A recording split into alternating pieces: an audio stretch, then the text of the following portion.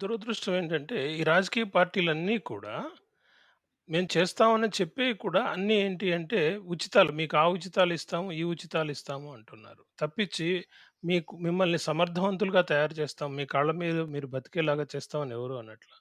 Development and welfare ఈ 2 చూస్తే సమపాళ్లలో ఉండాలి. కొంత వెల్‌ఫేరు, ఎక్కువ పాలు శాతం డెవలప్‌మెంట్ ఉంటే ప్రజలు కాళ్ళ మీద తాము నిలబడి స్వయం సమృద్ధిగా తయారవుతారు. సమాజం అనేది స్వయం సమృద్ధిగా తయారవుతుంది.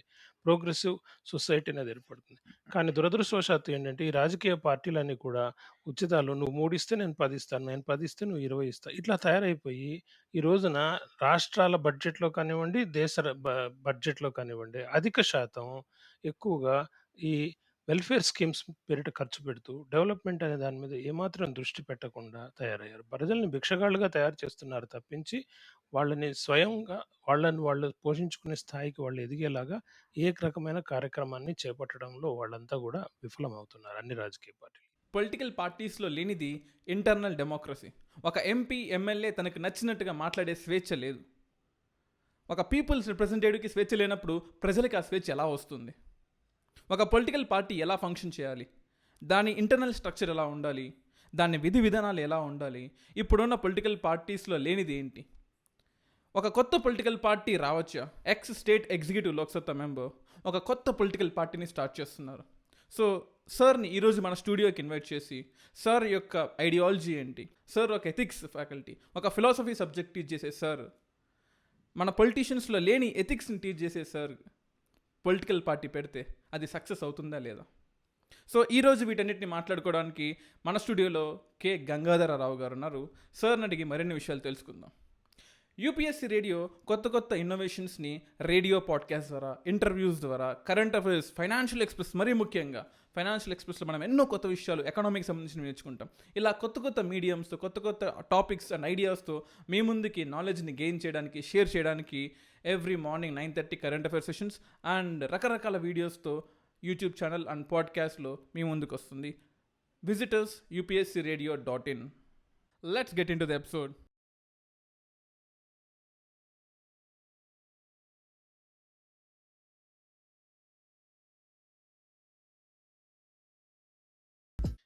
Welcome to our show Gangadhara Rao garu. ఒక కొత్త పొలిటికల్ పార్టీ స్టార్ట్ చేస్తున్నారు. Congrats for that.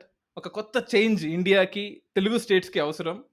సో ఇండియాలో 2500 ప్లస్ రికగ్నైజ్డ్, అన్రికగ్నైజ్డ్ పార్టీస్ ఉన్నాయండి. ఇప్పుడు మళ్ళీ ఒక కొత్త పొలిటికల్ పార్టీ మన ఇండియన్స్కి, ప్రజలకి అవసరమా సార్?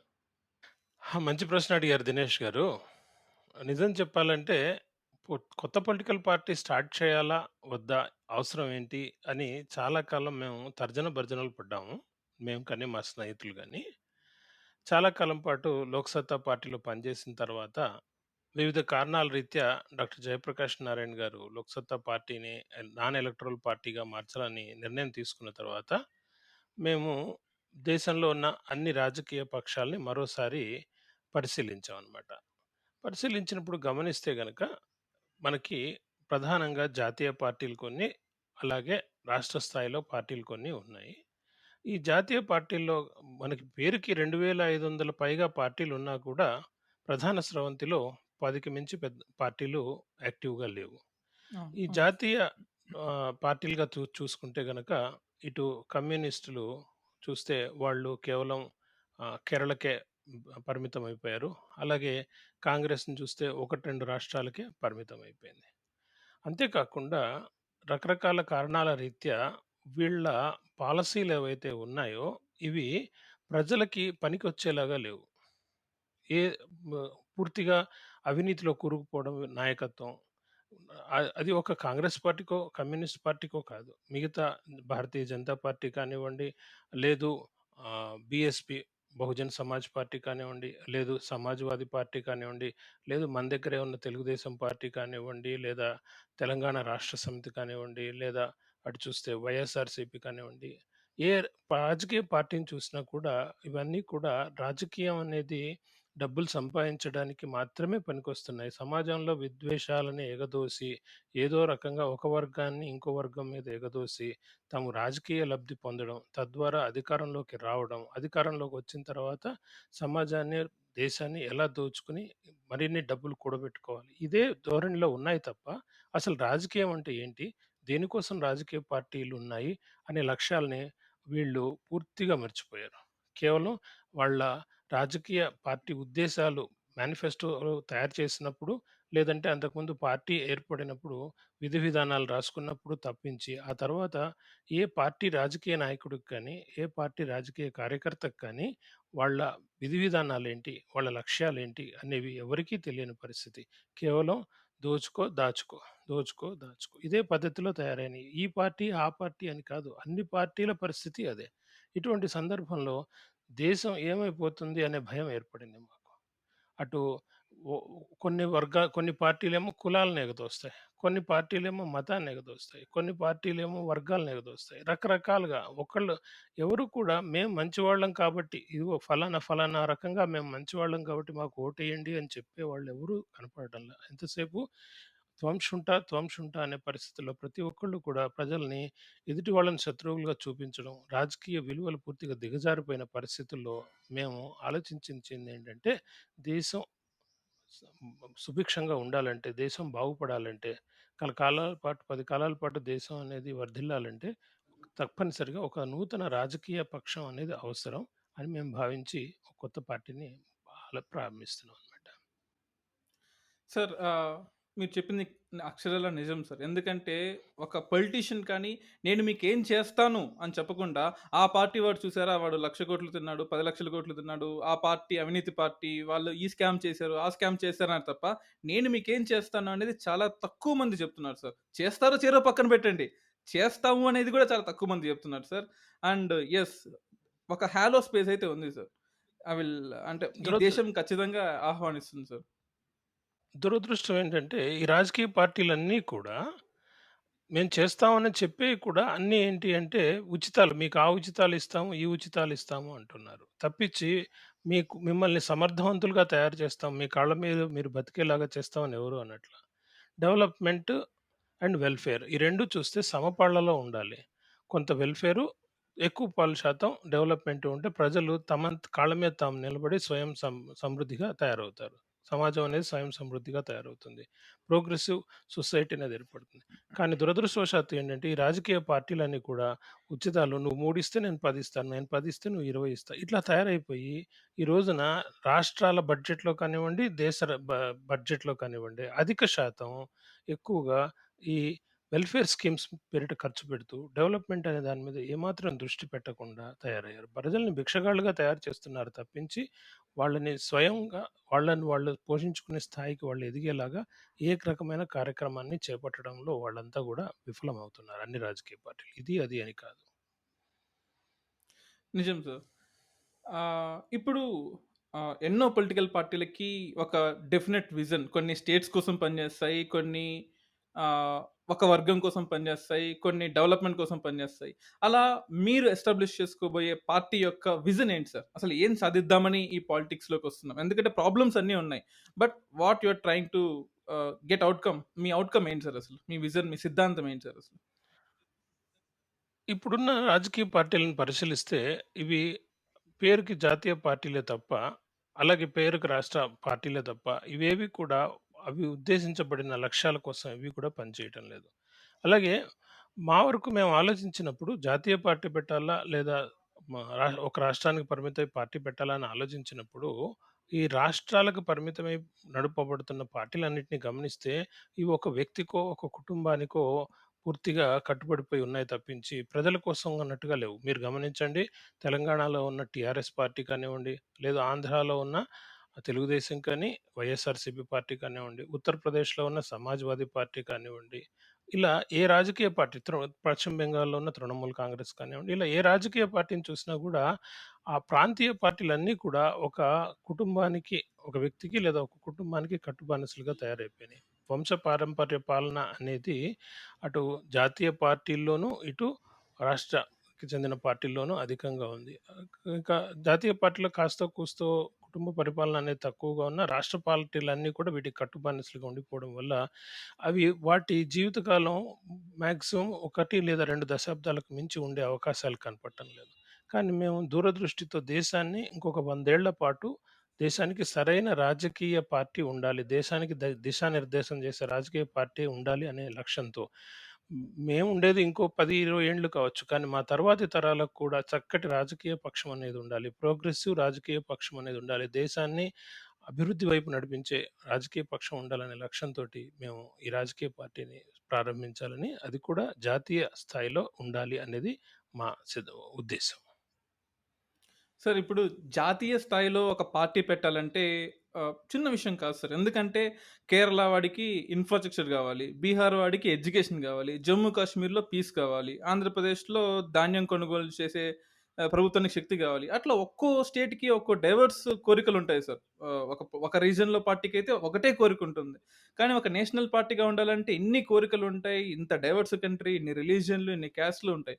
మరి ఇన్ని వేరియస్ అంత వైబ్రెంట్ కంట్రీని కంట్రోల్ చేయడం కానీ, రూల్ చేయడం కానీ అంత ఈజీ కాదు సార్. మరి దీన్ని మీరెలా కోప్ అప్ చేసుకుంటారు? And me next plan of action ఎలా ఉండబోతుంది?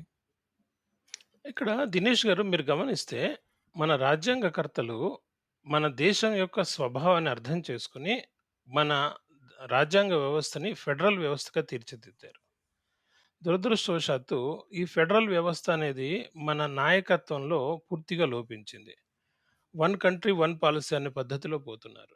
ఈ వన్ కంట్రీ, వన్ పాలిసీ అనేది చాలా ప్రమాదకరం. Because India is not a nation. It is a nation of nations. విభిన్న జాతుల సమాహారమే యెస్. భారత జాతి. భారత జాతి అనేది ఒక్కటి కాదు. It is not unity is not uniformity. Unity is not uniformity. It is diversity. Unity in diversity. మన భారతదేశం అనేది ఏంటంటే యూనిటీ ఇన్ డైవర్సిటీ. ఒక్కొక్క ప్రాంతానికి, ఒక్కొక్క భాషకి సంబంధించిన ప్రజలకి మళ్ళీ ఒకే భాష లోపల ఉన్న విభిన్న ప్రాంతాల వారికి విభిన్నమైన ఆశలు, కోరికలు, అవసరాలు ఉంటాయి. వీటన్నిటిని అర్థం చేసుకోవాలంటే అక్కడ స్థానిక నాయకత్వం అవసరం. మనం గమనిస్తే గనక పాలిసీలన్నీ, ఒకవేళ అది జాతీయ పార్టీ అయితే గనక పాలిసీలన్నీ జాతీయ స్థాయిలో తయారవుతాయి. వాటినే ఇక్కడ ఇంప్లిమెంట్ చేస్తారు. జాతీయ స్థాయి నాయకులందరూ కూడా ఉత్తరాది వారే ఉంటున్నారు తప్ప దక్షిణాది వారు ఉండటం లేదు. అలాగే గమనిస్తే గనక ఇప్పుడు మనము పెట్టబోయే పార్టీలో, అంటే మేము ఏర్పాటు చేయాలనుకుంటున్న ఈ పార్టీలో స్వరూపమే ఫెడరల్ వ్యవస్థగా ఉంటుంది. ఉదాహరణకి మా పార్టీలో కేరళ నుంచి తీసుకుంటే గనక కేరళకి చెందిన నాయకత్వం ఉంటుంది. అలాగే కర్ణాటకకు చెందిన నాయకత్వం, స్థానిక నాయకత్వం అనేది ప్రోత్సహించబడుతుంది. మరి జాతీయ నాయకత్వం ఏమంటారా? ఈ అన్ని రాష్ట్రాల్లోంచి, ఇటు కేరళ గాని, అటు వెస్ట్ బెంగాల్ గాని, ఇటు గుజరాత్ గాని, ఇలా అన్ని రాష్ట్రాల స్థాయి నాయకత్వాలు కలిసి కూర్చొని ఒక సమాహారంగా ఏర్పడి జాతీయ స్థాయి నాయకత్వంగా ఏర్పడతారు తప్పించి, ఏ ఒక్క ప్రాంతానికో సంబంధించిన వాళ్ళు దేశం మొత్తాన్ని పరిపాలించాలి అనే పరిస్థితి ఉండదు.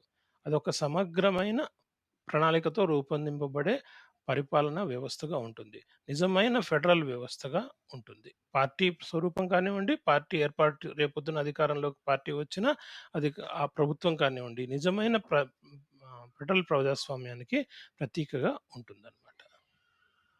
అన్ని సార్ ప్రాంతాలు మీరు ఏ ప్రాంతానికి తగిన అన్ని ప్రాంతాలు ఏ ప్రాంతానికి తగిన అవసరాలకి, ఆ ప్రాంతానికి తగిన ప్రణాళికలతో ఎక్కడికక్కడ అభివృద్ధే ప్రాతిపదికగా, ఎట్ ద సేమ్ టైమ్ కొన్ని వర్గాల వారు కొంత కొంత సహాయం కోసం ఎదురు చూస్తుంటారు కాబట్టి వెల్ఫేర్ కూడా వాటిలో అంటే ఆహ్, సంక్షేమం, ప్రజా సంక్షేమం అనేది వాటికి తగినంతగా ఏర్పాటు చేస్తూనే అభివృద్ధే ప్రధాన ప్రాతిపదికగా పార్టీ అనేది నడపబడుతుంది. సార్ ఆహ్, మీరు చెప్పింది నిజమే. అక్షరాల నిజమే. కానీ ఇప్పటికే ప్రజలు ఎన్నో పార్టీలని నమ్మి, ఓట్లేసి ఈ 6-7 డెకేడ్స్‌గా మోసపోయారు సార్. మీరు వాళ్ళకెలా న్యాయం చేస్తారు సార్? ఎందుకంటే ఒక కు పల్ కొ పొలిటికల్ పార్టీ రావడం అనేది కొత్తేమీ కాదు సార్. ఇండియాలో ఎన్నో పొలిటికల్ పార్టీస్ వస్తున్నాయి. ప్రజలు మోసపోతూనే ఉన్నారు. బట్ వాళ్ళకి మీరు న్యాయం ఎలా చేస్తారు? ఎలా గ్యారంటీ ఇస్తారు? ఇక్కడ మనం గమనిస్తే దినేష్ గారు, ఇప్పుడున్న ప్రధాన రాజకీయ పక్షాలన్నీ కూడా పైనుంచి ప్రజలపైన రుద్దబడినవి. ఏదో ఒక అవును సార్. సందర్భంలో ప్రజలపైన రుద్దపడినవి. ఉదాహరణకి మీరు ఆహ్, మన తెలుగు రాజకీయాలనే చూసుకుందాం. కాంగ్రెస్ పై ఉన్న వ్యతిరేకత మూలంగా ఒక కల్ట్ పర్సనాలిటీ, ఎన్టీఆర్ అనే ఒక కల్ట్ పర్సనాలిటీ వచ్చి మొత్తం రాజకీయ రంగాన్ని మొత్తాన్ని మార్చేశారు. కానీ దురదృష్టవశాత్తు ఆ కల్ట్ పర్సనాలిటీతో పాటుగా వచ్చిన రాజకీయ నాయకులందరూ కూడా ఆయన మీద ఆధారపడి వచ్చిన నాయకులే తప్ప ప్రజల్లోంచి ఎదిగిన నాయకులు కాదు. అదే మీరు తెలంగాణ రాష్ట్ర సమితిని తీసుకోండి. తెలంగాణ ఉద్యమం అనేది ప్రత్యేక తెలంగాణ ఉద్యమం అనే దాంట్లో నుంచి వచ్చిన నాయకులే తప్ప వీళ్ళు, ఆ ఉద్యమ ఆకాంక్షలతో వచ్చిన నాయకులే తప్ప ప్రజల నుంచి స్వాభావికంగా వచ్చిన నాయకత్వం కాదిది. అలాగే మీరు వైఎస్ఆర్‌సీపీని తీసుకోండి. వాళ్ళందరూ కూడా ఒక వ్యక్తి, 'జగన్మోహన్ రెడ్డి' అనే వ్యక్తి ఆధారంగా చుట్టూ ఏర్పడిన నాయకత్వమే తప్ప ప్రజల్లోంచి స్వాభావికంగా వచ్చిన నాయకత్వం కాదు. మన కొత్త రాజకీయ పార్టీ అనేది ఏమవుతుందంటే, దీంట్లో నాయకత్వం అనేది ప్రజల్లోంచి ఎదుగుతుంది. స్వాభావికంగా ప్రజల్లో పనిచేస్తూ వాళ్ళలోంచి నాయకులుగా ఎదిగిన వాళ్ళే పార్టీలో నాయకత్వ శ్రేణిని ఆక్రమిస్తారు తప్పించి, పైనుంచి ఎవరు రుద్దబడరు. ఎప్పుడైతే ప్రజలలో నుంచి నాయకత్వ శ్రేణి అనేది తయారవుతుందో, దానివల్ల 2 లాభాలున్నాయి. ఈ నాయకత్వ శ్రేణికి ప్రజలకి కావాల్సిన అవసరాలేంటి? ఏ ప్రాంతంలో ఏ ప్రజలకి ఏ అవసరం ఉంది అనే విషయంలో స్పష్టత ఉంటుంది. అలాగే అక్కడి ప్రజలలో వాళ్ళలో నుంచి వచ్చిన నాయకుడే కాబట్టి అంతవరకు వాళ్ళు ఏం పనులు చేశారు, ఆ నాయకులని చెప్పుకునే వాళ్ళు ఏం పనులు చేశారు, వీళ్ళని మనం నమ్మవచ్చా, నమ్మకూడదా అనే స్పష్టత ఏర్పడుతుంది. ఎప్పుడైతే పరస్పర అవగాహనతో, పరస్పర నమ్మికతో ఈ నాయకత్వం ప్రజలు ఉంటారో, అక్కడ ఆ రాజకీయ పార్టీ అనేది ప్రజలకి కావాల్సిన పనులన్నీ చేపడుతుంది. ప్రజలకు కావాల్సిన సంక్షేమం కానీ, అభివృద్ధి గాని చేపడుతుంది అనేది మేము నమ్ముతున్నాం కాబట్టి, ఆ రకంగా పార్టీని తీర్చిదిద్దాలనుకుంటున్నాం. ఆ నాయకత్వ శ్రేణి అంటే స్థానికంగా ఎదిగిన నాయకత్వ శ్రేణే తర్వాత పై అంచెలకు ఎదుగుతూ జాతీయ నాయకత్వాన్ని, రాష్ట్ర నాయకత్వాన్ని గాని, జాతీయ నాయకత్వాన్ని గాని అందిస్తుందనమాట. ఆ రకంగా మేము ప్రజల్లో విశ్వాసం చూరగొనడం అనేది సాధిస్తూనే, రెండో వైపు మా నాయకత్వ శ్రేణిని ఆ స్థానిక ప్రజల అవసరాలను గుర్తించే విధంగా తర్ఫీదు కూడా సహజంగా పొందుతారు. సో, ఆటోమేటిక్‌గా అది మ్యూచువల్ బెనిఫిట్‌కి దారితీస్తుంది. పరస్పర అభివృద్ధికి. అంటే ఇటు నాయకత్వము, అటు ప్రజలు కూడా ఒకళ్ళ మీద ఒకళ్ళు పరస్పర నమ్మికతో, పరస్పర అవగాహనతో ఎదగడానికి ఉపయోగపడుతుంది. ఇది మా నమ్మిక. అంటే ఇప్పుడు మనం పొలిటికల్ పార్టీస్‌ని చూస్తున్నాము. నేషనల్ పార్టీ గాని, రీజనల్ పార్టీస్ గాని చాలా వాటిలో మరీ ముఖ్యంగా నేషనల్ పార్టీస్‌లో ఎక్కడో ఢిల్లీలో కూర్చొని మన గల్లీ నాయకులు ఎవరవ్వాలో కూడా వాళ్ళే డిసైడ్ చేస్తున్నారు. ఇక్కడ ఉన్న ఫెడరల్ వ్యవస్థకి లేదా ఇక్కడ ఉన్న ప్రజలకి మాట్లాడే హక్కు, ఎలక్ట్ చేసుకునే హక్కు కూడా లేకుండా పోతుంది. సో, మీ పార్టీతో మీరు మీ ఐడియాలజీతో మీరు చెప్పేదేంటంటే ఇక్కడ ఉన్న లోకల్ పాపులేషన్‌కి ఇంపార్టెన్స్ ఇస్తాము. లోకల్ నాయకులే స్టేట్ వాళ్ళనే సెంటర్ వాళ్ళని ఎన్నుకుంటారని చెప్తున్నారు. అంతేనా sir? Yeah! You are exactly right. నిజం చెప్పాలంటే దినేష్ గారు, ఈ అన్ని రాజకీయ పార్టీలు కూడా ఎలక్షన్ కమిషన్ దగ్గర రిజిస్టర్ అయ్యేటప్పుడు వాళ్ళు రాసిచ్చిన వాళ్ళ బైలాస్ లోపల ఏముంటుంది అంటే, మా పార్టీ నాయకత్వం అంతా కూడా ఎన్నిక ద్వారా అంటే అంతర్గత ప్రజాస్వామ్యం ద్వారా ఎన్నుకోబడుతుంది అని రాసిస్తారు. అది రూల్ అన్నమాట నిజం చెప్పాలంటే. కానీ ఆచరణలోకొచ్చేసరికి అన్ని పార్టీలు ఆ విషయంలో విఫలమవుతున్నాయి. ఎందుకు అంటే, ఆ పార్టీలు ఏర్పడేది ఈ రోజున మీరు గమనిస్తే ఏదో 1, 2 పార్టీలు కాంగ్రెస్ కానివ్వండి, భారతీయ జనతా పార్టీ కానివ్వండి, ఇట్లాంటి 1, 2 పార్టీలు వాటి లక్ష్యం వేరు. వాటిలో గూడా అంతర్గత ప్రజాస్వామ్యం లేదు. హ్మ్. కానీ అవి ఏర్పడిన విధానాన్ని గనక గమనిస్తే మనము, ఏదో ఒక నాయకుడి యొక్క ప్రబలమైన ఆకాంక్ష వల్ల ఏర్పడిన పార్టీలుగా ఉన్నాయి. సో, వాటిలో సహజంగా ఆ నాయకుడి చుట్టూ అధికార గణం అంతా తిరుగుతోంది. ఆ నాయకత్వ గణం అంతా తిరుగుతోంది తప్ప, కింద నుంచి ప్రజాస్వామిక పద్ధతిలో ఎన్నికైన నాయకుడుంటే, అధినాయకుడికి ప్రమాదం కాబట్టి, అధినాయకుడనేవాడు ప్రథమ శత్రువుగా అంతర్గత ప్రజాస్వామ్యాన్ని భావిస్తున్నాడు. సో, దానివల్ల ఏమవుతుంది అంటే, స్థానిక నాయకత్వం అనేది ఎదగడం లేదు. పైనుంచి నాయకత్వం అనేది కింద స్థాయిలో రుద్దబడుతుంది. కానీ, మా పార్టీలో అలాంటి స్టాల్వర్డ్స్ లేరు. మీరు చూస్తే గమనిస్తే గనక ఒక్కొక్క పార్టీకి ఒక స్టాల్వర్ట్ ఉన్నారు. ఫర్ ఎగ్జాంపుల్ తెలంగాణ రాష్ట్ర సమితి టీఆర్ఎస్ ఉంది. దానికి స్టాల్వర్ట్ ఎవరు? ఈ ఈ రోజున అది తెలంగాణ ప్రజా ఉద్యమం నుంచి వచ్చినా కూడా, ఈ రోజున మనం గమనిస్తే it is hijacked by KCR. అలాగే మీరు హ్మ్. తెలుగుదేశం పార్టీని చూసుకుంటే, అటు ఎన్టీఆర్ తర్వాత వచ్చిందెవరు? చంద్రబాబు నాయుడు గారు. చంద్రబాబు నాయుడు. ఆయన లేదంటే ఆయన కొడుకు ఇప్పుడు. అలాగే ఇప్పుడు మనం గమనిస్తే గనుక వైఎస్ఆర్‌సీపీ, జగన్మోహన్ రెడ్డి గారు. మరి జగన్మోహన్ రెడ్డి గారు, అటు చంద్రబాబు నాయుడు గారు, ఇటు కేసీఆర్ గారు. అలాగే మనం గమనిస్తే ఉత్తరప్రదేశ్ లోపల గమనిస్తే గనుక 2, 3 రాజకీయ పక్షాలు. సమాజ్‌వాదీ పార్టీ ముందు ములాయం సింగ్ యాదవ్, ఆ తర్వాత ఆయన కొడుకు అఖిలేష్ యాదవ్. అఖిలేష్ అలాగే యాదవ్. పశ్చిమ బెంగాల్‌లో చూస్తే గనుక మమతా బెనర్జీ. ఇలా వ్యక్తుల ఆకాంక్షలతోటి, ఆ వ్యక్తులు ప్రభావశీలురు కావడంతోటి, ప్రభావవంతమైన నాయకత్వం అందించేవాళ్ళు కావడంతోటి, వాళ్ళ చుట్టూ రాజకీయాలు తిరగడం వల్ల.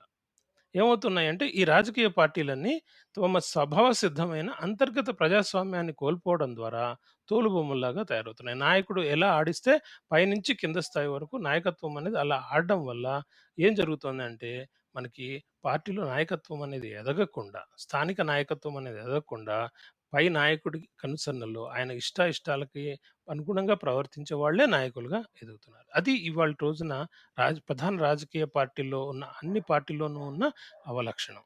నిజానికి ఈ రాజకీయ పార్టీలన్నీ నిర్వీర్యం కావడానికి ఈ అవలక్షణమే కారణం. ఇక మేము పెట్టబోయే పార్టీలో చూస్తే గనక, మా పార్టీలో అటువంటి స్టాల్‌వర్డ్స్, మాగ్నెటిక్ పర్సనాలిటీ ఉన్న స్టాల్‌వర్డ్స్ ఎవరూ లేరు. అది మేము మా బలహీనతగా కాక, మా బలంగా మేము గుర్తిస్తున్నాం. అందువల్లనే మేము ఆలోచిస్తున్నది ఏంటి అంటే, రైట్. నాయకత్వం అనేది కింద నుంచి పైకి ఎదగాలి. స్థానిక నాయకత్వం నుంచి పైకెదిగినప్పుడు, అప్పుడు సహజ సిద్ధమైన నాయకత్వం అనేది పార్టీలో ఏర్పడినప్పుడు, అంతర్గత ప్రజాస్వామ్యం వెళ్ళినంత వరకు ఆ నాయకత్వం, ఆ రాజకీయ పార్టీ అనేది 10 కాలాల పాటు దేశానికి సరైన దిశానిర్దేశం అందించే నాయకత్వ లక్షణాలు గల రాజకీయ పార్టీగా ఉంటుంది అనేది మా ఆలోచన.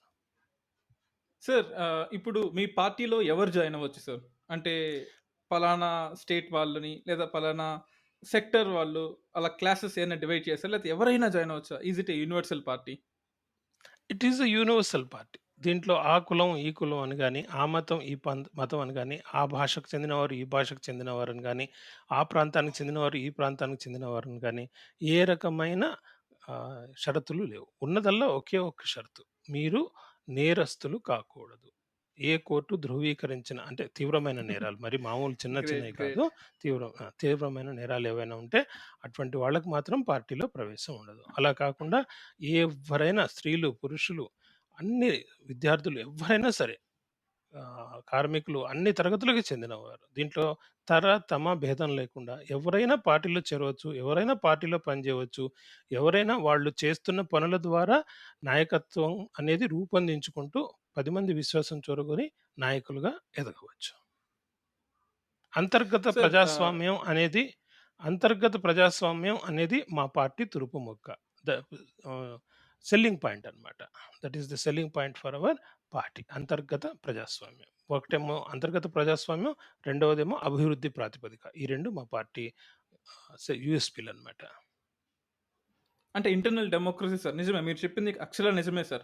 ఒక, ఒక బీజేపీ ఎంపీ గాని, ఒక కాంగ్రెస్ ఎంపీ గాని, ఒక టీడీపీ, వైఎస్ఆర్‌సీపీ ఒక ఎంపీ తనకు నచ్చింది చెప్పలేకపోతున్నాడు సార్. అంటే ఒక కేస్‌ని మనం తీసుకోవట్లేదు. బట్ యాక్చువల్‌గా తీసుకుంటే ఇండియాలో ఒక పార్టీ విధానాల్ని కట్టుబడి, ఏదన్నా యాంటీ డిఫెక్షన్ వర్తిస్తుందేమో అని భయపడి, ఒక విప్ జారీ చేస్తారేమో అని భయపడి, వాళ్ళ భావ ప్రకటన స్వేచ్ఛను గూడా పక్కన పెట్టేసి మరి పార్టీ ఐడియాలజీనే ఒక ఇండివిడ్యువల్ ఐడియాలజీగా మాట్లాడుతున్నాం సార్. ఆ పొలిటికల్ డెమోక్రసీ, ఆ ఇంటర్నల్ డెమోక్రసీ అనేది లేదు సార్. సో, మీరు ఆ ఇంటర్నల్ డెమోక్రసీ ప్రొవైడ్ చేస్తారా? మీ పార్టీలో జాయిన్ అయ్యే వాళ్ళందరికీ? తప్పకుండా దినేష్ గారు. అయితే ఇక్కడ 2 విషయాలు మనం గమనించాలి.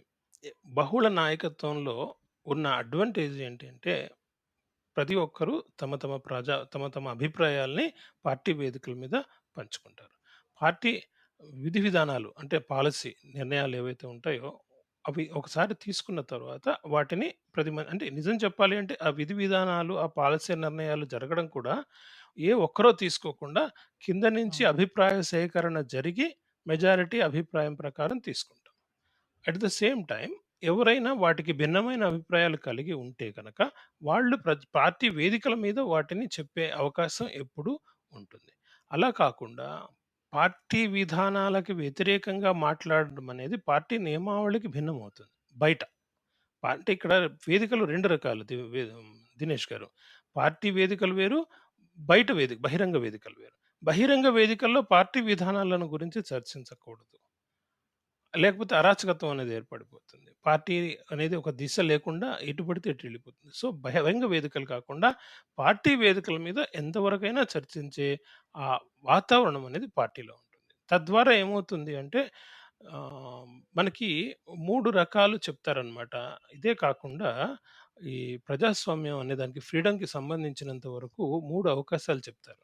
ఎప్పుడూ కూడా ఉదాహరణకి 100 మంది ఉన్నారనుకుందాం. 99 మందికి ఒక అభిప్రాయము, ఒకరికి ఇంకొక అభిప్రాయం ఉందనుకోండి. అక్కడ సహజంగా 99 మంది అభిప్రాయమే చెల్లుతుంది. But at the same time అదే సందర్భంలో ఆ ఒక్కరికి కూడా తమ అభిప్రాయం చెప్పుకునే అవకాశం ఇవ్వాలి అంటారు. ఎందుకు అంటే 3 పాసిబిలిటీస్ చెప్తారు. ఏమిటి అంటే కొన్ని సందర్భాల్లో ఈ 99 మంది అనుకున్నది తప్పు కావచ్చు. ఆ ఒక్కడు అనుకున్నది రైట్ కావచ్చు. సరైన ప్రాతిపదిక కావచ్చు. అప్పుడు ఈ 99 మంది తమని తాము సరిచేసుకునే అవకాశం కోల్పోతారు. మెజారిటీ అభిప్రాయం కూడా కొన్ని సందర్భాల్లో తప్పవుతుందనమాట. సో, అందుకని ఆ ఒక్కడిని మాట్లాడనివ్వాలి. మాట్లాడనిచ్చినప్పుడు ఫ్రీడమ్ ఆఫ్ స్పీచ్ అంటాం దాన్ని. మాట్లాడినప్పుడు ఆ మాట్లాడింది తప్పా, ఒప్పా అని మళ్ళీ అందరూ కూర్చొని చర్చించుకొని తీసుకోవచ్చు. బట్ మాట్లాడే స్వేచ్ఛ మాత్రం ఆ ఒక్కడికి ఉండాలి. ఇది మొదటి పాసిబిలిటీ. రెండో పాసిబిలిటీ ఏమంటారంటే, మామూలు సూత్రాల ప్రకారం ఎప్పుడు కూడా ఏ ఏ నిర్ణయము కూడా 100కి 100 పాళ్ళు ట్రూ ఉండదు. పార్షియల్ ట్రూతే ఉంటుంది.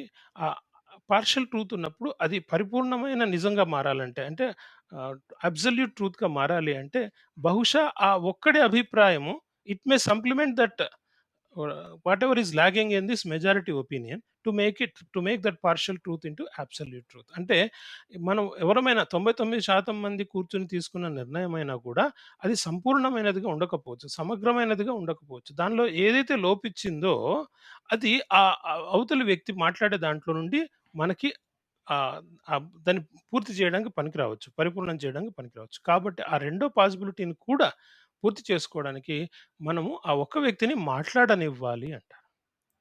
ఇక గ్రేట్. మూడో పాసిబిలిటీ ఏంటి అంటే, సరే ఆ ఒక్కడు మాట్లాడేది తప్పు. అయినా సరే ఈ 99 మాట్లాడే మంది రైటు. అయినా సరే ఆ ఒక్కడు మాట్లాడేది మాట్లాడనివ్వాలి. ఎందుకు అంటే ఎప్పుడైనా సరే unless N opinion is not challenged you cannot be strong. You cannot be full proof. అంటే మీ అభిప్రాయాన్ని మీది సరైన అభిప్రాయమైనా సరే, దానికి వ్యతిరేకమైన అభిప్రాయం మిమ్మల్ని ఆహ్, సవాలు చేయనట్లయితే, మీరు మీ అభిప్రాయం అనేది మూఢనమ్మకంగా మారిపోయే పరిస్థితి ఉంటుంది. కాబట్టి సవాలు ఎదురైనప్పుడే మనము ఆత్మ పరిశీలన, ఆత్మావలోకనం చేసుకుంటాం. ఈ 99% మంది అభిప్రాయం సరైనదేనా? కాదా? ఇలా ఈ 3 రకాల కోణాల్లో చూసినా కూడా, ఆ ఒక్కడు అంటే ఆ మైనారిటీ 1,00,000 మందిలో ఒక్కడైనా సరే అతనికి మాట్లాడే అవకాశం ఇవ్వాలి. అది మీరు పాటించమని కాదు. మాట్లాడే అవకాశం ఇచ్చినప్పుడు, అది మీరు విన్నప్పుడు ఈ 3 పద్ధతుల్లో కూడా అది మనకు ఉపయోగపడుతుంది అంటాను. సో, అలా అంతర్గత ప్రజాస్వామ్యం అనేది పార్టీ వేదికల మీద ఎట్టి పరిస్థితుల్లోనూ ఉండేలాగా మేము ప్లాన్ చేస్తున్నామనమాట. Great sir. సో, ఇంటర్నల్ డెమోక్రసీకి మీరు అబ్సల్యూట్ వాల్యూ ఇస్తున్నారు. That is so impressive. And ఒక ఇండియన్‌గా అట్ ద సేమ్ టైమ్ ఒక ఓటర్‌గా ప్రతి ఒక్కరు దాన్ని గౌరవించాలి. అది అన్ని పార్టీల్లో ఉండాలి సార్. మీ ఒక్క పార్టీలో అది కొత్తగా వస్తున్నది కాదు. లేదా అన్ని పార్టీస్‌లో లేదని కాదు. కానీ implementation sir. Implementation national parties, regional parties చేయట్లేదు సార్. మీరు చెప్పిన పాయింట్‌ని అందరూ ఫాలో అయితే అసలు ఈ కష్టాలే ఉండేవి కాదు. నా ఎమ్మెల్యే, నా ఎంపీ మాట దేశమంతా వినేది. నా మాట నా ఎమ్మెల్యే వినేవాడు. నా ఎమ్మెల్యే మాట రాష్ట్రమంతా వినేది. అలా బాగుండేది సార్. బట్ అది జరగట్లేదు. సార్ ఇంకో విషయం సార్. మన పొలిటీషియన్స్‌లో చాలా మందికి ఎథిక్స్ లేవు అని అందరూ అంటున్నారు సార్. ఇది నేను చెప్పిన మాట కాదు. ప్రజలే అంటున్నారు. మీడియా అంటుంది. ఎన్నో సంస్థలు గూడా అంటున్నాయి. చాలామంది క్రైమ్ చార్జెస్ ఉన్నవాళ్ళు, ఆల్రెడీ ప్రూవెన్ గిల్టీ అయిన వాళ్ళు, ఎక్విటెడ్ వాళ్ళు, అక్యూజ్డ్ వాళ్ళు ఆహ్, ఆల్ టుగెదర్ మన ఇండియన్ పొలిటికల్ సిస్టమ్‌లో కొంచెం ఎథిక్స్ తక్కువ అని అంటుంటారు సార్. కానీ మీరొక ఎథిక్స్ టీచర్ సార్. ఎన్నో సంవత్సరాలు ఎథిక్స్, ఫిలాసఫీ ఎంతోమంది స్టూడెంట్స్‌కి చెప్పి వాళ్ళని ఐఏఎస్‌గా తీర్చిదిద్దారు. సో, మీలాంటి వాళ్ళు ఖచ్చితంగా పొలిటికల్ పార్టీస్‌లోకి రావాలి. కానీ మన పొలిటీషియన్స్‌కి ఎథిక్స్‌ని ఎలా ఇంక్రీజ్ చేస్తాం సార్? అసలు వాళ్ళకి ఎథిక్స్‌ని ఎలా ఇంట్రొడ్యూస్ చేస్తాం అట్‌లీస్ట్? ఇప్పుడు మీరు గమనిస్తే దినేష్ గారు, ఏ రాజకీయ పార్టీ అయినా కూడా వాళ్ళ నాయకత్వ శ్రేణిని గమనిస్తే గనక చాలా వరకు అందరూ అని చెప్పను గానీ, చాలా వరకు అవినీతి పనులు చేసిన ద్వారా వచ్చిన డబ్బుని ప్రజల్ని ప్రలోభాలకి గురి చేయడం ద్వారా వాళ్ళు ఎన్నికల్లో గెలుపొందుతున్నారు. మళ్ళీ ఎన్నికల్లో గెలుపొందాలంటే మళ్ళీ ప్రజలకు పంచడానికి డబ్బులు కావాలి కాబట్టి మళ్ళీ అవినీతి పనులు చేస్తారు. సో, ఇదొక సైక్లికల్ రియాక్షన్ లాగా జరుగుతోంది. అలాగే ప్రజలు కూడా వీళ్ళు ఎలాగో మాకు మంచి చేసేది లేదు. ఈ ఎన్నికల సమయంలోనే వాళ్ళు డబ్బులిస్తే తీసుకుందాం. ఎంతొస్తే అంత అన్న పద్ధతిలో ప్రజలున్నారు. సో, మిగతా అన్ని రంగాల గురించి మాట్లాడను గానీ, రాజకీయ రంగానికి సంబంధించినంత వరకు, మన ప్రజాస్వామ్య వ్యవస్థకు సంబంధించినంత వరకు, అటు వివిధ రాజకీయ పార్టీల నాయకులు గాని, ఇటు ప్రజలు కానీ, 2 వైపులా, ఇరువైపులా కూడా నైతిక లోపానికి పాల్పడుతున్నారు. అనైతికతకు పాల్పడుతున్నారు. సో, ఇది పోవాలి అంటే ఇందాకడ చెప్పిందే సేమ్ ఆన్సర్. ప్రజల్లో నుంచి ఎదిగిన నాయకత్వం. ఎప్పుడైతే ప్రజలకి సంబంధించిన అభివృద్ధి పనులు చేపట్టడం ద్వారా వాళ్ళలో విశ్వాసం చూరగని, వాళ్లకు నాయకులుగా ఎదుగుతారో, వాళ్ళు ప్రజల్ని ప్రలోభాలకి గురి చేయాల్సిన అవసరం ఉండదు. ఎప్పుడైతే ప్రజల్ని ప్రలోభాలకి గురి చేయాల్సిన అవసరం ఉండదో, అవినీతితో ఎన్నికల్లో గెలిచిన తర్వాత డబ్బులు సంపాదించాల్సిన అవసరం ఉండదు. ఇటు ప్రజలు కూడా వాళ్ళ నుంచి ఎన్నుకోబడిన నాయకుడు కాబట్టి, వాళ్ళ విశ్వాసం చూరగొన్న నాయకుడు కాబట్టి, వాళ్ళు కూడా ప్రలోభాల్ని ఆశించరు. So, it is a base root activity. Ground level activity. పూర్తిగా అట్టడుగు స్థాయిలో నుంచి మేము ఈ నైతికతని అటు ప్రజల్లో గానివ్వండి, ఇటు మా పార్టీ నాయకుల్లో గానివ్వండి పెంపొందించుకుంటూ వస్తాం. ప్రతి చోట ఫిల్టర్ అవుతూనే ఉంటారు వీళ్ళు. ఫిల్టర్ అవుతూ ఆ ప్రజల విశ్వాసాన్ని చూరగొంటూ పైకెదిగిన నాయకత్వం కాబట్టి, మేము ఇవాళ ఉన్న అవినీతికర రాజకీయాలన్నిటికీ కూడా ప్రత్యామ్నాయ రాజకీయంగా మేము తయారవుతాం. మాకు ఆ పార్టీ, ఈ పార్టీ ఏదో పార్టీ అనేది శత్రువు కాదు. మాకు శత్రువల్ల అవినీతికర రాజకీయ విధానాలు. సో, ఏ రాజకీయ పక్షాలు ఏ రకంగా అవినీతికి పాల్పడుతున్నాయో మనకు తెలుసు. ఏ రాజకీయ నాయకుడు ఏ రకంగా అవినీతికి పాల్పడుతున్నాడో మనకు తెలుసు. కానీ మనం వాళ్ళని ఎందుకు ఎన్నుకుంటున్నాం? ఉన్న 10 మందిలో అందరూ వాళ్ళే అవుతున్నారు. అందరూ అవినీతి పరులే పోటీలో ఉండేసరికి ఎవరికి ఓటేయాలో తెలియక ఎవరు డబ్బులు ఎక్కువిస్తే వాళ్ళకి ప్రజలు ఓటేస్తున్నారు. అలా కాకుండా వాళ్ళలో నుంచి ఎదిగిన నాయకత్వం ఎప్పుడైతే వాళ్ళ ముందు ప్రత్యామ్నాయంగా కనపడుతుందో, వాళ్ళలో నుంచి అంటే ప్రజల్లో నుంచి. ఎప్పుడైతే ప్రజల విశ్వాసం చూరగొన్న నాయకుడు వాళ్ళలో నుంచి ఎదిగిన నాయకుడు కింద స్థాయి నుంచి అట్టడుగు స్థాయి నుంచి పైకి ఎదిగిన నాయకుడు ప్రత్యామ్నాయంగా కనపడతాడో, తప్పనిసరిగా ప్రజలు ఆదరిస్తారని, వాళ్ళు ఏ రకమైన ప్రలోభాలకి గురి కాకుండా ఆ నాయకుడిని ఆదరిస్తారని మేము విశ్వసిస్తున్నాం. అదే మా ప్రాతిపదిక కూడా. ఆ విశ్వాసమే మేము రాజకీయ రంగంలో కొత్త రాజకీయ పార్టీని విధి విధానాలను రూపొందించడంలో మా ప్రాతిపదిక. సార్, సార్ కొన్ని క్విక్ క్వెషన్స్ మిమ్మల్ని అడుగుతాను. దానికి 1 వర్డ్ లేదా ఒక సెంటెన్స్‌లో ఆన్సర్ చెప్పండి సార్. రాపిడ్ ఫైర్ లాగా. వుమెన్ రిజర్వేషన్ బిల్‌కి మీరు సపోర్ట్ చేస్తారా? సపోర్ట్ చేయరా సార్? మీరు అడిగిన ప్రశ్న చాలా సంక్లిష్టమైనది. నన్నేమో ఒకే దీంట్లో సమాధానం చెప్పమంటున్నారు. అయినా చెప్తాను. Yes, I support it. For the reason that నేను స్త్రీ పక్షపాతిని. మీరు గమనిస్తే సమాజంలో ఎన్నో వేలాది సంవత్సరాలుగా అన్ని రంగాలతో పాటు రాజకీయ రంగంలో కూడా స్త్రీలను అణగదొక్కుతున్నారు. అలా ఉండకుండా ఉండాలి అంటే ఎంతో కొంత వాళ్ళకి సపోర్ట్ సిస్టమ్ అవసరం. ఆ సపోర్ట్ సిస్టమ్‌లో అంటే నిజమైన రిజర్వేషన్ సిస్టమ్. అంతే తప్పించి నాయకుల భార్యలు కాదు. నిజమైన రిజర్వేషన్ సిస్టమ్‌గా రావాలి. నాయకుల భార్యలో, నాయకుల తల్లులో, నాయకుల చెల్లెళ్ళో ఈళ్ళు కాదు రిజర్వేషన్ అంటే. నిజమైన నాయకురాలిగా ఎదిగిన వాళ్ళకి తప్పనిసరిగా కొంత ఎందుకంటే పోటీ పడడం లోపల మగవాళ్ళకు ఉండే సౌలభ్యం ఆడవాళ్ళకుండదు. తిరగడంలో గాని, సమాజంలో తిరగడంలో గాని వీటన్నిటిలో. అయినా కూడా కష్టపడి వాళ్ళు ముందరకొచ్చినప్పుడు వాళ్ళకి ఆ అవకాశం ఇవ్వాల్సిన అవసరం ఉంటుంది కొంత. ఎందుకంటే ఇంతకాలంగా మీరు గమనిస్తే రాజకీయ రంగంలో 100కి 99 పాళ్ళు మగవాళ్ళే పరిపాలిస్తూ వచ్చారు. సో, అలా కాకుండా కొంత స్త్రీ పక్షపాతం అనేది ఉన్నప్పుడే రిజర్వేషన్ సిస్టమ్ అనేది ఉన్నప్పుడు వాళ్ళలో కూడా నాయకత్వ శ్రేణి అనేది ఎదిగే అవకాశం ఉంటుంది కాబట్టి తప్పకుండా స్త్రీలకి రిజర్వేషన్ సిస్టమ్ ఉండాలి అని నేను భావిస్తున్నాను. ఎందుకంటే ఆడవాళ్ళు ఎక్కువ వింటారు సార్. మగవాళ్ళు కొంచెం కోప్పడతారేమో. ఆడవాళ్ళు పేషెంట్‌గా ఒక ప్రాబ్లమ్‌ని అర్థం చేసుకొని సాల్వ్ చేస్తారు సార్. ఖచ్చితంగా ఆడవాళ్ళకి 50% కాకపోయినా కనీసం 33% అయినా ఇవ్వాల్సిన అవసరం ఉందని నేను అనుకుంటున్నాను సార్. నేనైతే 50% కూడా వాళ్ళు ఎదగాలి అని ఆశిస్తున్నా. Great sir. సార్ వాళ్ళంతట వాళ్ళు ఇప్పుడు ఎదిగే అవకాశాలు ఉండే వరకు ఈ రిజర్వేషన్ సిస్టమ్ అనేది అవసరం. Sir. Yes sir. Reservation system అంటే ఇంకో క్వెషన్ అడగాలనిపిస్తుంది నాకు. ఇండియాలో రిజర్వేషన్ సిస్టమ్ ఉంది కదా సార్! ఆహ్, రిజర్వేషన్ సిస్టమ్‌ని అపోజ్ చేయాలని ఎవరు అనుకోరు.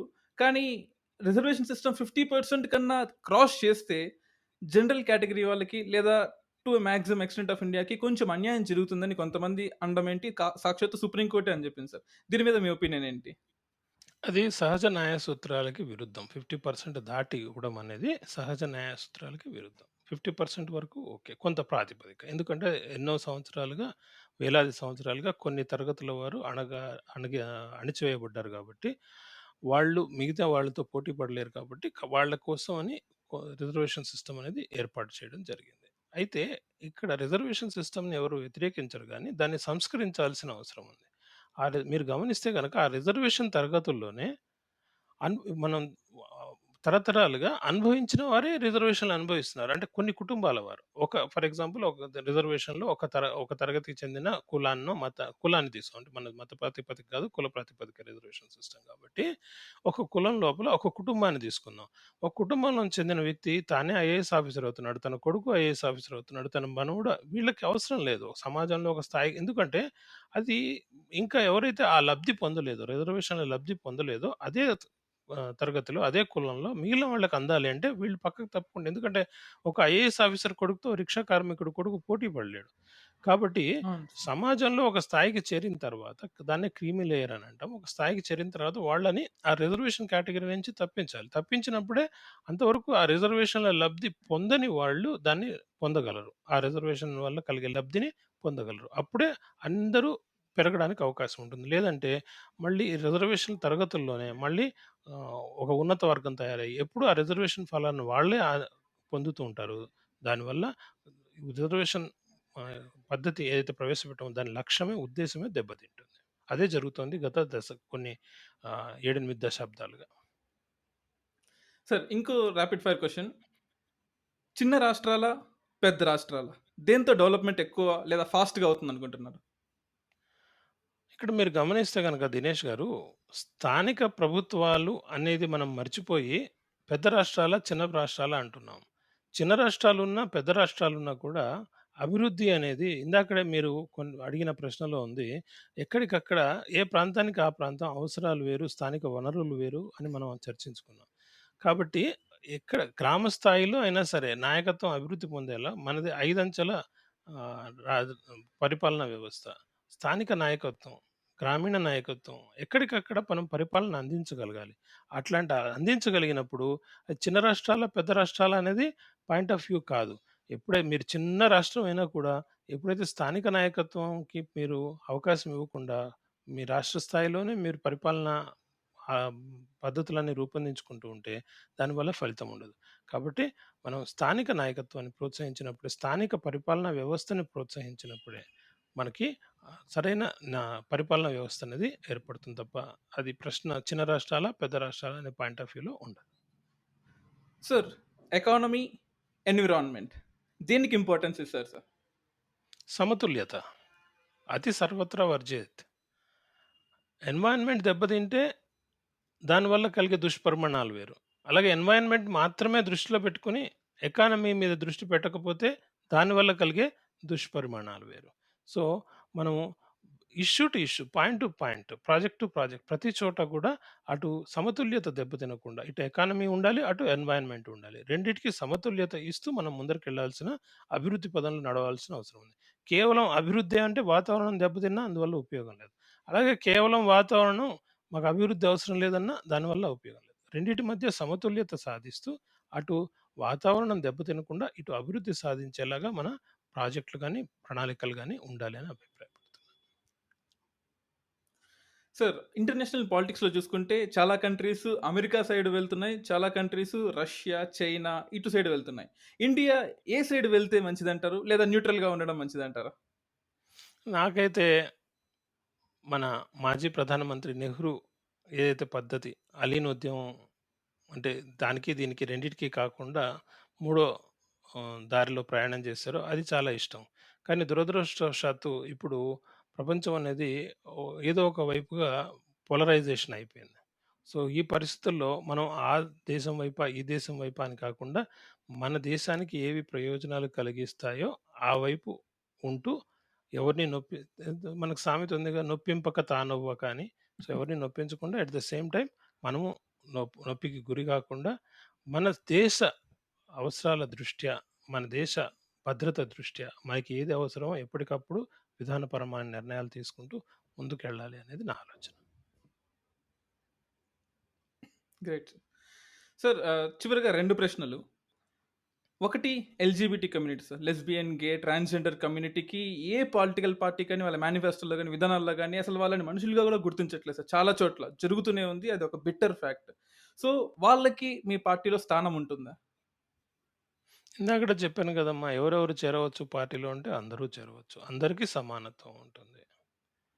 ప్రకృతి పరంగా ఏర్పడిన కొన్ని పరిస్థితుల దృష్ట్యా ఒక్కొక్కళ్ళు ఒక్కో రకంగా ఉండవచ్చు మనుషులు. బట్ అందరినీ సమానమైన ఆత్మగౌరవంతో వాళ్ళని ట్రీట్ చేయడమే మన పార్టీ విధానం. అందరితో పాటు స్త్రీ పురుషుల్లాగే వాళ్ళందరూ కూడా పార్టీలో సమాన హక్కులు కలిగి ఉంటారు. అన్ని రకాల ప్రాథమిక హక్కులు ఉంటాయి. భారత రాజ్యాంగం కల్పించిన అన్ని ప్రాథమిక హక్కులు మన రాజకీయ పార్టీలో గూడా వీరందరికీ ఉంటాయి. సార్ చివరిగా ఒక ప్రశ్న. లోక్‌సత్తా సాధించలేకపోయిందేంటి? మీరు సాధిద్దాం అనుకుంటున్నదేంటి? మీ ఐడియాలజీ లోక్‌సత్తాకి ఈక్వల్‌గా ఉంటుందా? లేదా డిఫరెంట్‌గా ఉంటుందా? లేదా మిగతా పొలిటికల్ పార్టీసు సాధించలేనిది మీరు సాధిద్దాం అనుకుంటున్నది ఏంటి సార్? ఈ సమాజానికి మీరిచ్చే మెసేజ్ కానీ, లేకపోతే గెలుపు, ఓటములు రావచ్చు, పోవచ్చు. కానీ మీరిచ్చే స్టేట్‌మెంటు లేదా మీరిచ్చే విలువలు అందరికి గుర్తుండిపోయేలా మీరేం చెప్దాం అనుకుంటున్నారు సార్? విధి విధానాలు, ఆలోచనలు వీటన్నిటి మీద మాపై లోక్‌సత్తా ప్రభావం డాక్టర్ జయప్రకాష్ నారాయణ గారి ప్రభావం తప్పకుండా ఉంటుంది. ఉండదు అని చెప్తే అది అబద్ధమే అవుతుంది. లోక్‌సత్తా సాధించలేనిది ఏంటి అని మీరడిగారు ప్రశ్న. లోక్‌సత్తా సాధించలేకపోయిన ఒక అంశం ఏంటంటే, ఇందాక నేను మీకు చెప్పాను చూసారా? స్థానిక ప్రజల్లో నుంచి ఎదిగిన నాయకత్వం, స్థానిక ప్రజల విశ్వాసాన్ని చూరగొనే నాయకత్వం. ఆ దిశగా కొన్ని ప్రయత్నాలు జరిగినియి కానీ, అవి ఆహ్, పూర్తిగా ముందుకు అవసరమైనంతగా సాగకపోవడం వల్ల, స్థానిక నాయకత్వం అనేది ప్రజల్లో నుంచి డెవలప్ చేసుకోవడంలో లోక్‌సత్తా పార్టీ విఫలమైంది. అందుకు జేపీ గారితో పాటు మేమందరం గూడా కారణమే. వివిధ కారణాల రీత్యా పార్టీలో ఉన్న అంతర్గత వివిధ కారణాల రీత్యా ఈ దిశగా పార్టీ ప్రయాణం సాగించలేకపోయింది. అదే పార్టీ వైఫల్యానికి కారణమని నేను భావిస్తున్నాను.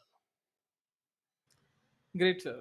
ఒక ఎథిక్స్ టీచర్ అయ్యుండి ఎంతో మందికి విలువలు నేర్పిస్తున్న మీరు రాజకీయాల్లోకి ఖచ్చితంగా రావాలి సార్. మన పొలిటీషియన్స్ కానీ, మన ప్రజలకు కానీ ఎన్నో విలువలు, ఎన్నో మానవీయ విలువలు ఖచ్చితంగా తెలుసుకోవాల్సిన అవసరం ఉంది. మీలాంటి వాళ్ళు కావాలి. అండ్ ఈ సమాజాన్ని ఉద్ధరిస్తామని కాదు సార్. బట్ ఒక రిప్రజెంటేటివ్‌గా వాళ్ళ రిప్రజెంటేటివ్‌గా మంచి, చెడు తెలిసి ఒక డెసిషన్‌ని వాళ్ళకై వాళ్ళు తీసుకోగల వ్యక్తులు పొలిటికల్ సిస్టమ్‌లోకి వస్తే మన రాష్ట్రమే కాదు మన దేశం కూడా బాగుపడుతుందని నా ఒపీనియన్ సార్.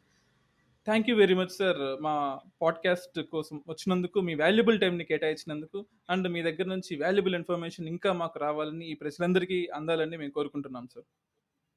చివరగా ఒక్క మాట దినేష్ గారు. సార్ చెప్పండి సార్. ప్రజలందరికీ నాతోటి ప్రజలందరికీ కూడా నా విన్నపం. మన కోసం, మన దేశం కోసం మనమందరము నడుం కల్టి ముందరికి నడవాల్సిన సందర్భం వచ్చింది. తప్పకుండా మీరందరూ మన ఈ కొత్త రాజకీయ పార్టీలో చేరాలని మనస్ఫూర్తిగా ఆహ్వానిస్తున్నాను. థ్యాంక్ యూ జై sir. Hind. Thank you very much. జై హింద్ సార్.